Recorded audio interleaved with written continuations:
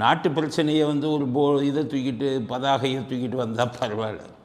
மின்கட்டை குறைங்க, அடிக்கடி மின்கட்டு வருகிறது அப்படின்னு சொல்லுங்கள். இல்லை அடிக்கடி சொல்லுவீங்களா சட்டம் ஒழுங்கு இதாச்சு, அந்த மாதிரி ஒரு போர்டை வச்சுட்டு வரலாம்ல. என்ன போர்டை வச்சுட்டு வராங்க தெரியுமா?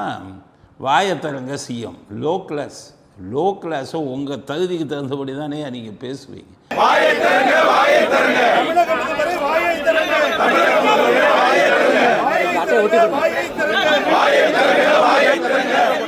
நாட்டு பிரச்சனைக்கு தூக்கிட்டு வந்தீங்களா? சொல்லுங்களேன். சட்டம் ஒழுங்கு கெட்டுச்சு சொல்கிறீங்கல்ல, கேளுங்க. அது மாதிரி நாட்டு பிரச்சனை வாயத்திறங்க சிஎம். என்ன வாயை திறக்காமல், அவர் வாயை திறக்காமல் எப்படி ஆட்சி நடக்குது? போன தடவை சட்டசபை நடந்ததில்ல, அப்போல்லாம் வாயை திறக்கலையா? அவர் பேசலையா? இன்னும் டெய்லி வாயை திறக்கணும்னா என்ன அர்த்தம்?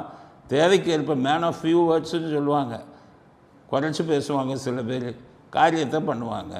அது மாதிரி மேன் ஆஃப் ஃபியூ வேர்ட்ஸ், அவ்வளோதான். அதிகம் பேச மாட்டாங்க நிறைய பேர். அது மாதிரி வகையாக இருக்கும். வாயத்திறங்க சிஎம். லோ கிளாஸ்னால் இப்படி இல்லாமல் ஒரு அரசியல்வாதிகள் நாட்டு பிரச்சனையை பேசாமல் இந்த மாதிரி பேசுவீங்க? இதோடு வர்றாங்க அவ்வளவும் இதை தூக்கிட்டு. வந்தவுடனே கவர்னர் வந்தார் இங்கேருந்து.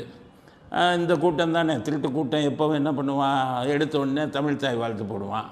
அவர் கவர்னர் சொல்லுவார், யோ தேசிய கீதம் போடுங்கய்யா, மத்திய அரசாங்கம் உத்தரவு போட்டிருக்கியா, அதில் வந்து மத்திய கவர்னரு ஜனாதிபதி இவங்கெல்லாம் வர்ற விழாவில் எடுத்தோடனே தேசிய கீதம், அப்புறம் தமிழ் தாய் வாழ்த்து, அதுக்கப்புறம் தேசிய கீதம்னு பல தடவை சொல்லியாச்சு. சொல்லியும் கேட்காம இந்த கூட்டம் தயார் பண்ணிக்கிட்டே இருந்தான், இந்த திருட்டு மாடல் கூட்டம். இப்போ பாருங்கள், கரெக்டாக நடந்திருக்கு, ஒரு பிரச்சனையும் இல்லை. தேசிய கீதமும் இசைச்சிருக்காங்க, இது தமிழ் தாய் வாழ்த்து இசைச்சிருக்காங்க, முடிஞ்ச உடனே தேசிய கீதத்தை இசைச்சிருக்காங்க.